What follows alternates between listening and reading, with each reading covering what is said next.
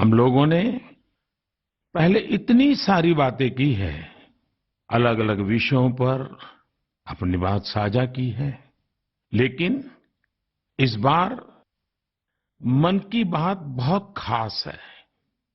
इसका कारण है इस बार का स्वतंत्रता दिवस, जब भारत अपनी आजादी के 75 वर्ष पूरे करेगा।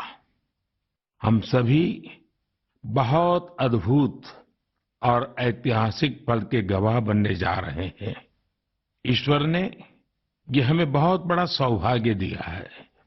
आप भी सोचिए, अगर हम गुलामी के दौर में पैदा हुए होते तो इस दिन की कल्पना हमारे लिए कैसी होती। गुलामी से मुक्ति की वो तड़प, पराधीनता की बेड़ियों से आजादी की वो बेचैनी कितनी बड़ी रही होगी।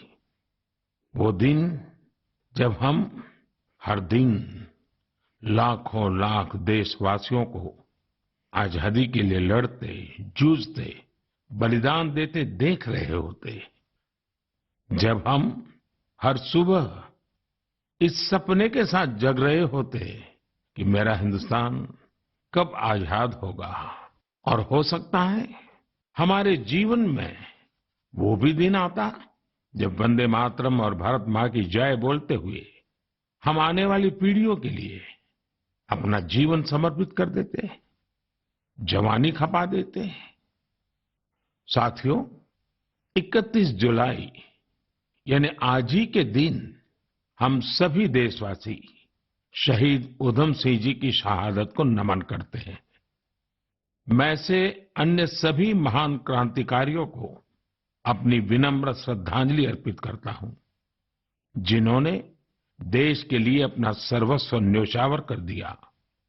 साथियों, मुझे ये देखकर बहुत खुशी होती है कि आजादी का अमृत महोत्सव एक जन आंदोलन का रूप ले रहा है।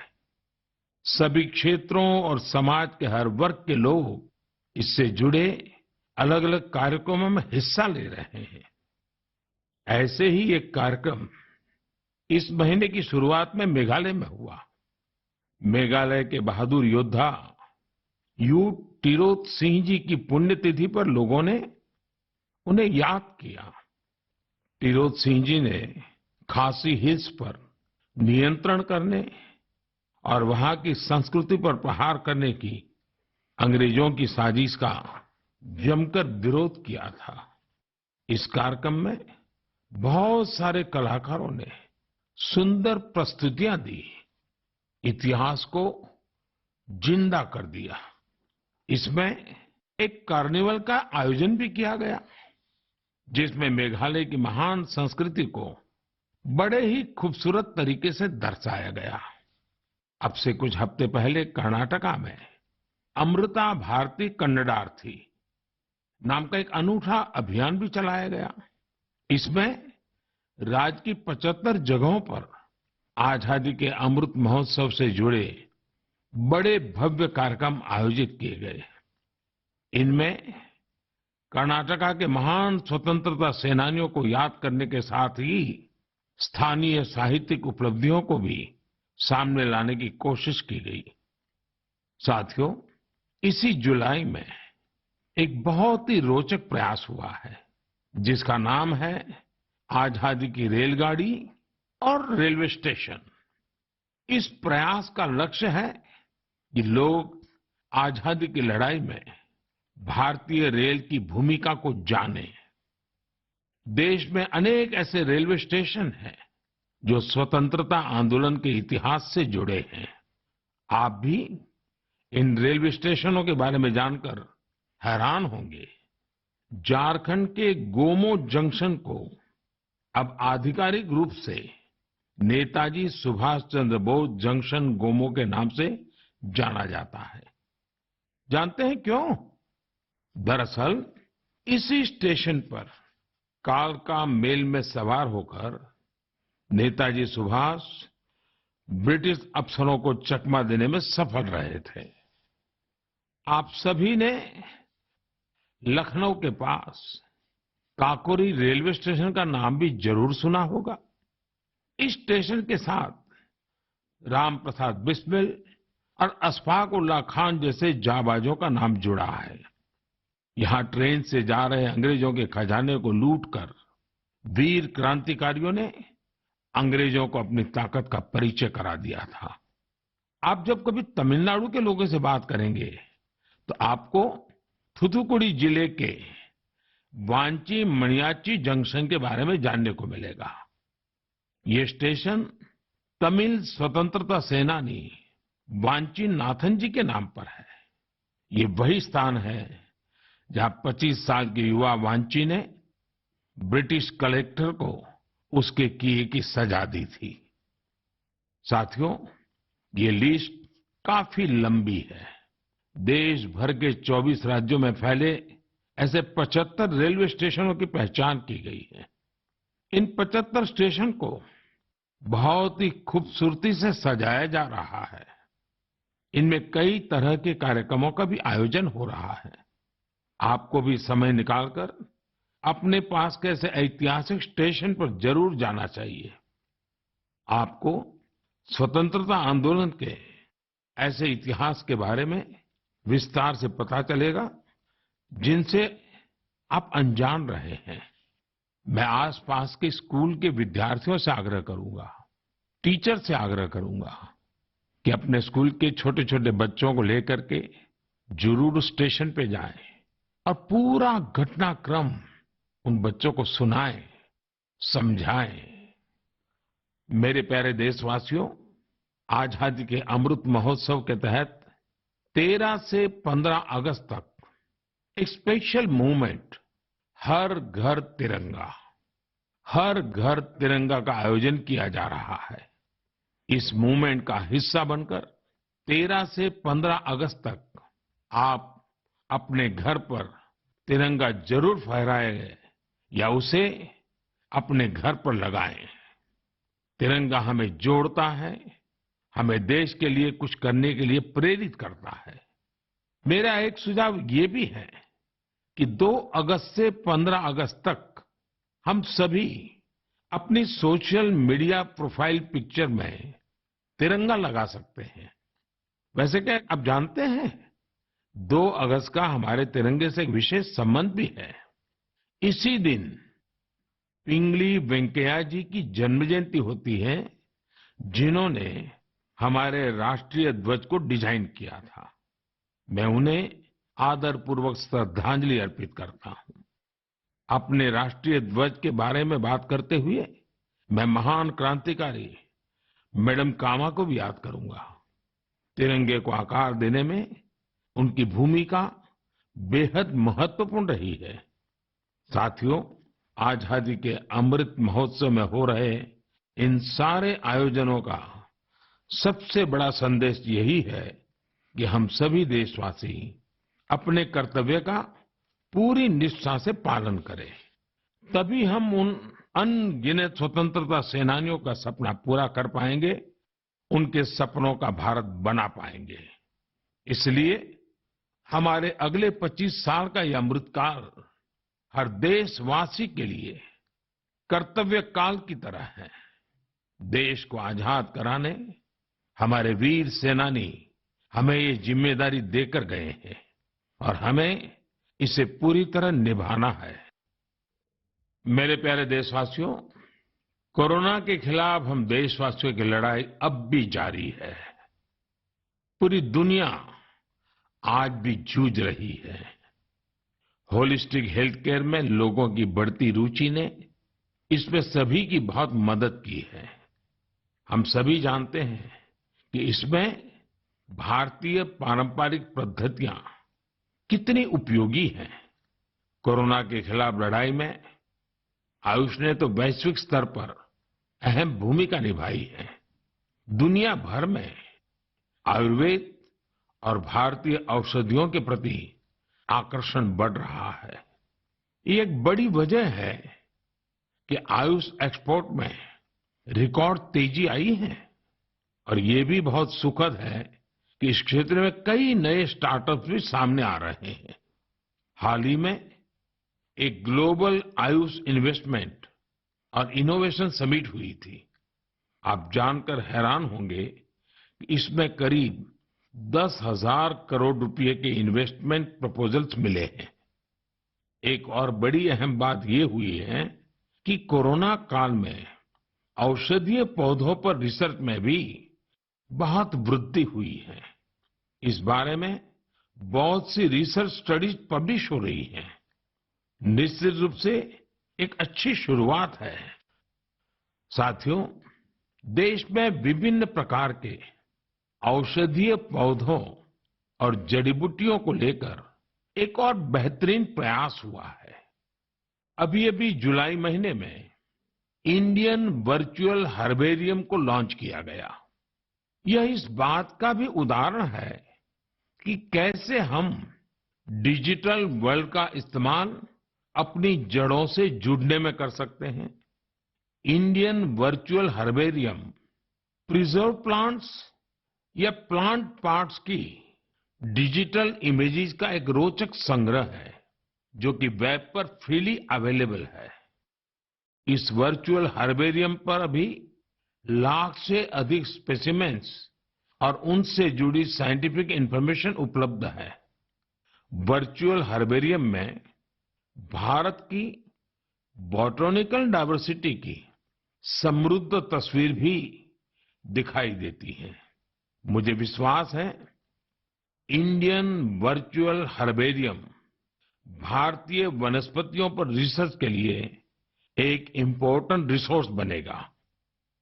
मेरे प्यारे देशवासियों, मन की बात में हम हर बार देशवासियों की ऐसी सफलताओं की चर्चा करते हैं जो हमारे चेहरे पर मीठी मुस्कान बिखेर देती है। अगर कोई सक्सेस स्टोरी मीठी मुस्कान भी बिखेरे और स्वाद में भी मिठास भरे, तब तो आप इसे जरूर सोने पर सुहागा कहेंगे। हमारे किसान इन दिनों शहद के उत्पादन में ऐसा ही कमाल कर रहे हैं। शहद की मिठास हमारे किसानों का जीवन भी बदल रही है, उनकी आय भी बढ़ा रही है। हरियाणा में यमुनानगर में एक मधुमक्खी पालक साथी रहते हैं, सुभाष कंबोज जी। सुभाष जी ने वैज्ञानिक तरीके से मधुमक्खी पालन का प्रशिक्षण लिया। इसके बाद उन्होंने केवल 6 बॉक्स के साथ अपना काम शुरू किया था। आज वो करीब 2000 बॉक्सेस में मधुमक्खी पालन कर रहे हैं। उनका शहद कई राज्यों में सप्लाई होता है। जम्मू के पल्ली गांव में विनोद कुमार जी भी 1500 से ज्यादा कॉलोनियों में मधुमक्खी पालन कर रहे हैं। उन्होंने पिछले साल रानी मक्खी पालन का प्रशिक्षण लिया है। इस काम से वो सालाना 15 से 20 लाख रुपए कमा रहे हैं। कर्नाटका के एक और किसान है मधुकेश्वर हेगड़े जी। मधुकेश्वर जी ने बताया कि उन्होंने भारत सरकार से 50 मधुमक्खी कॉलोनियों के लिए सब्सिडी ली थी। आज उनके पास 800 से ज्यादा कॉलोनियां हैं और वो कई टन शहद बेचते हैं। उन्होंने अपने काम में इनोवेशन किया और वो जामुन शहद, तुलसी शहद, आंवला शहद जैसे वानस्पतिक शहद भी बना रहे हैं। मधुकेश्वर जी, मधु उत्पादन में आपके इनोवेशन और सफलता आपके नाम को भी सार्थक करती है। साथियों, आप सब जानते हैं कि शहद को हमारे पारंपरिक स्वास्थ्य विज्ञान में कितना महत्व दिया गया है। आयुर्वेद ग्रंथों में तो शहद को अमृत बताया गया है। शहद न केवल हमें स्वाद देता है, बल्कि आरोग्य भी देता है। शहद उत्पादन में आज इतनी अधिक संभावनाएं हैं कि प्रोफेशनल पढ़ाई करने वाले युवा भी इसे अपना स्वरोजगार बना रहे हैं। ऐसे ही एक युवा है यूपी में गोरखपुर के निमित सिंह। निमित जी ने बीटेक किया है। उनके पिता भी डॉक्टर हैं, लेकिन पढ़ाई के बाद नौकरी की जगह निमित जी ने स्वरोजगार का फैसला लिया। उन्होंने शहद उत्पादन का काम शुरू किया। क्वालिटी चेक के लिए लखनऊ में अपनी एक लैब भी बनवाई। निमित जी अब शहद और बी वैक्स से अच्छी कमाई कर रहे हैं और अलग अलग राज्यों में जाकर किसानों को प्रशिक्षित भी कर रहे हैं। ऐसे युवाओं की मेहनत से ही आज देश इतना बड़ा शहद उत्पादक बन रहा है।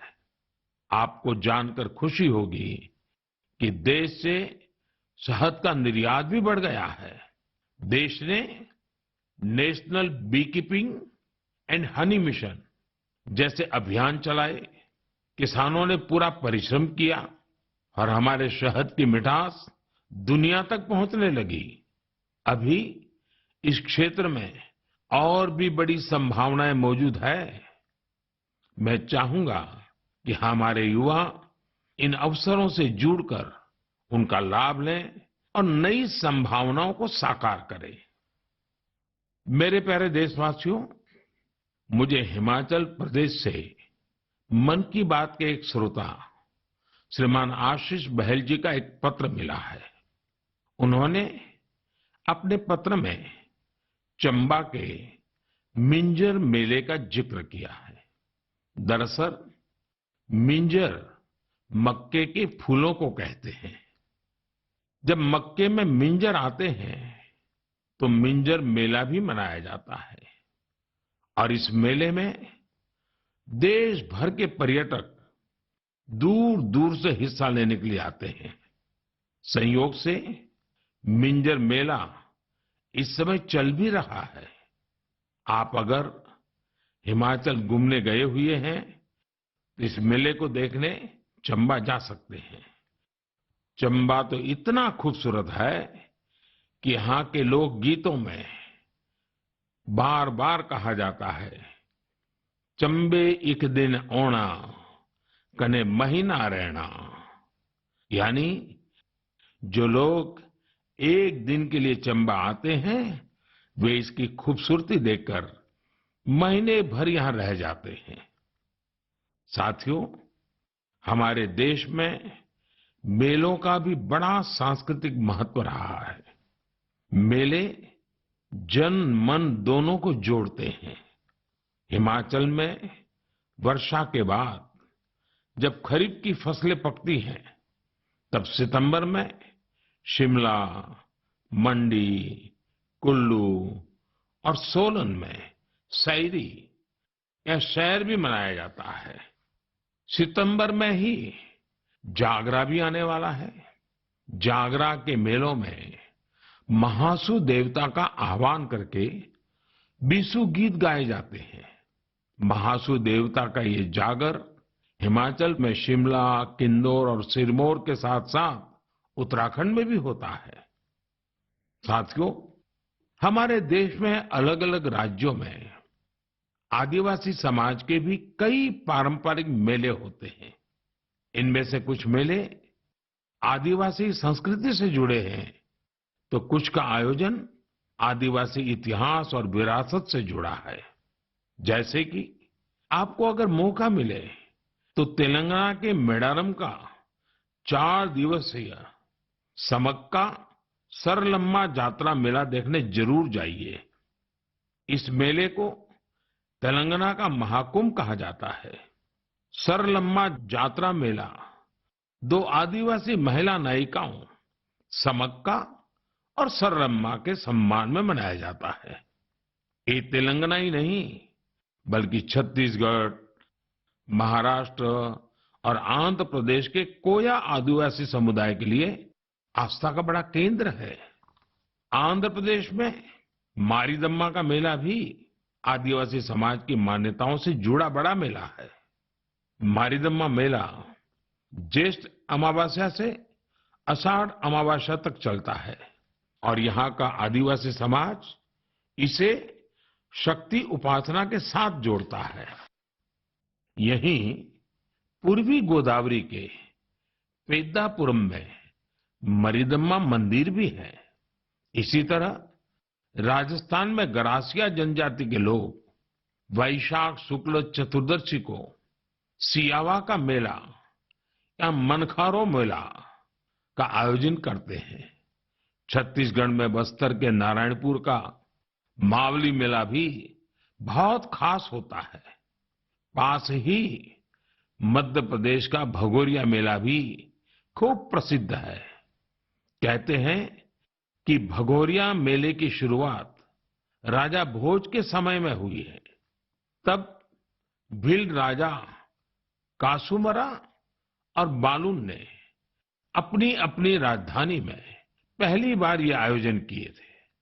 तब से आज तक ये मेले उतने ही उत्साह से मनाए जा रहे हैं। इसी तरह गुजरात में तरणेतर और माधवपुर जैसे कई मेले बहुत मशहूर है। मेले अपने आप में हमारे समाज जीवन की ऊर्जा का बहुत बड़ा स्रोत होते हैं। आपके आसपास भी ऐसे ही कई मेले होते होंगे। आधुनिक समय में समाज की पुरानी कड़ियां एक भारत श्रेष्ठ भारत की भावना को मजबूत करने के लिए बहुत जरूरी है। हमारे युवाओं को इनसे जरूर जुड़ना चाहिए। और आप जब भी ऐसे मेलों में जाएं, वहां की तस्वीरें सोशल मीडिया पर भी शेयर करें। आप चाहें तो किसी खास हैशटैग का भी इस्तेमाल कर सकते हैं। इससे उन मेलों के बारे में दूसरे लोग भी जानेंगे। आप कल्चर मिनिस्ट्री की वेबसाइट पर भी तस्वीरें अपलोड कर सकते हैं।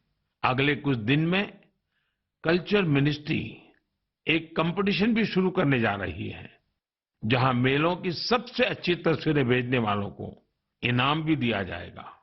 तो फिर देर नहीं कीजिए, मेलों में घूमिए, उनकी तस्वीरें साझा करिए और हो सकता है आपको इसका इनाम भी मिल जाए।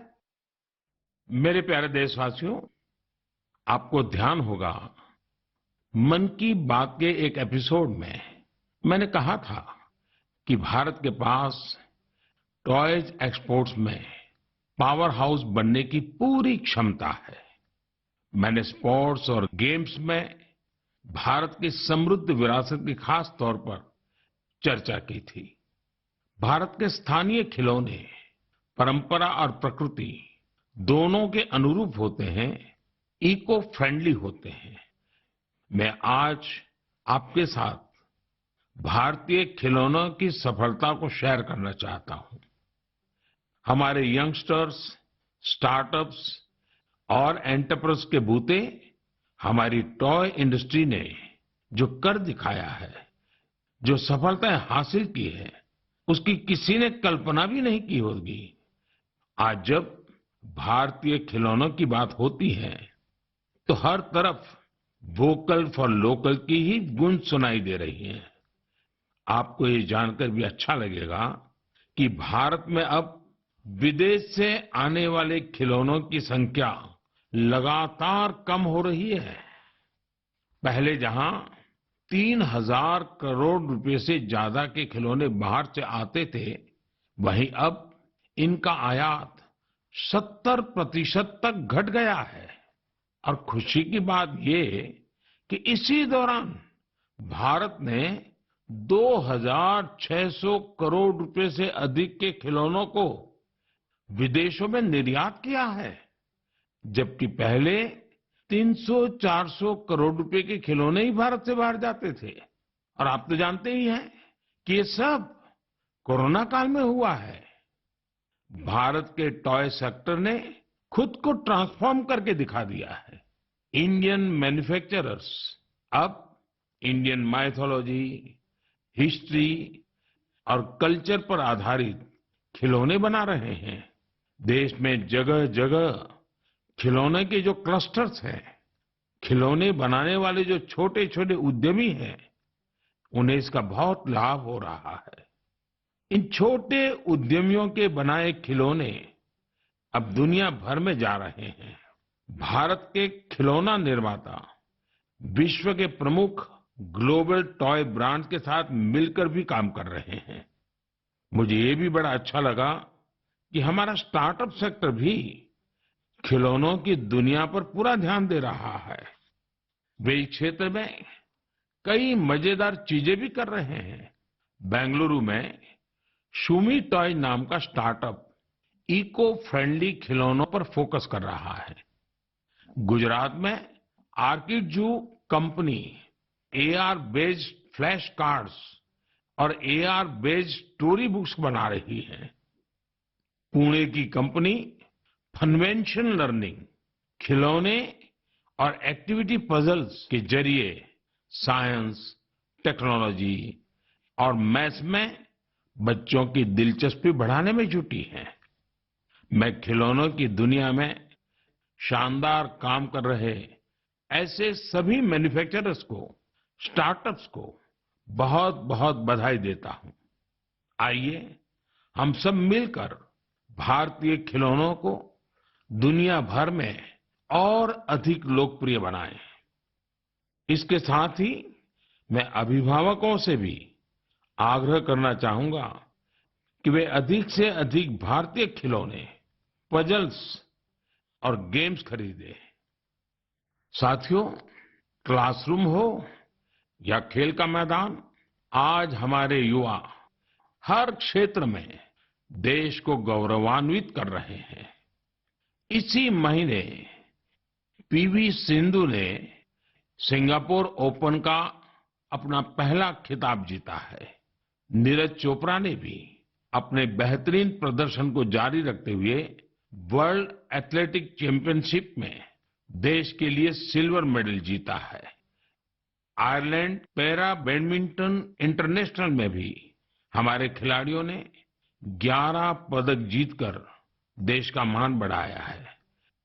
रोम में हुए वर्ल्ड कैडेट रेसलिंग चैंपियनशिप में भी भारतीय खिलाड़ियों ने बेहतरीन प्रदर्शन किया। हमारे एथलीट सूरज ने तो ग्रेको रोमन इवेंट में कमाल ही कर दिया। उन्होंने 32 साल के लंबे अंतराल के बाद इस इवेंट में रेसलिंग का गोल्ड मेडल जीता है। खिलाड़ियों के लिए तो यह पूरा महीना ही एक्शन से भरपूर रहा है।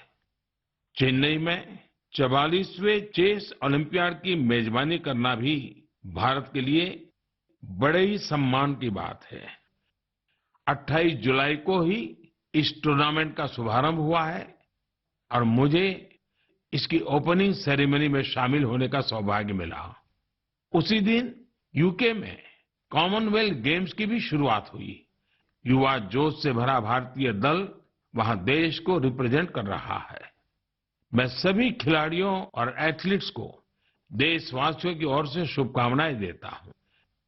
मुझे इस बात की भी खुशी है कि Bharat FIFA under 17 women's world cup उसकी भी मेजबानी करने जा रहा है।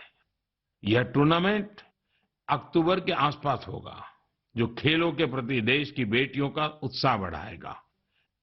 साथियों, कुछ दिन पहले ही देश भर में 10वीं और 12वीं कक्षा के परिणाम भी घोषित हुए हैं।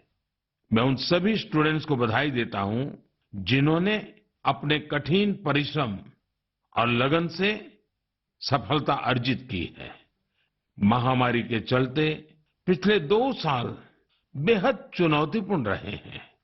इन परिस्थितियों में भी हमारे युवाओं ने जिस साहस और संयम का परिचय दिया, वह अत्यंत सराहनीय है। मैं सभी के सुनहरे भविष्य की कामना करता हूं। मेरे प्यारे देशवासियों, आज हमने आजादी के 75 साल पर देश की यात्रा के साथ अपनी चर्चा शुरू की थी। अगली बार जब हम मिलेंगे तब हमारे अगले 25 साल की यात्रा भी शुरू हो चुकी होगी। अपने घर और अपनों के घर पर हमारा प्यारा तिरंगा फहरे, इसके लिए हम सबको जुटना है। आपने इस बार स्वतंत्रता दिवस को कैसे मनाया? क्या कुछ खास किया? ये भी मुझसे जरूर साझा करिएगा। अगली बार हम अपने इस अमृत पर्व के अलग अलग रंगों पर फिर से बात करेंगे। तब तक के लिए मुझे आज्ञा दीजिए। बहुत बहुत धन्यवाद।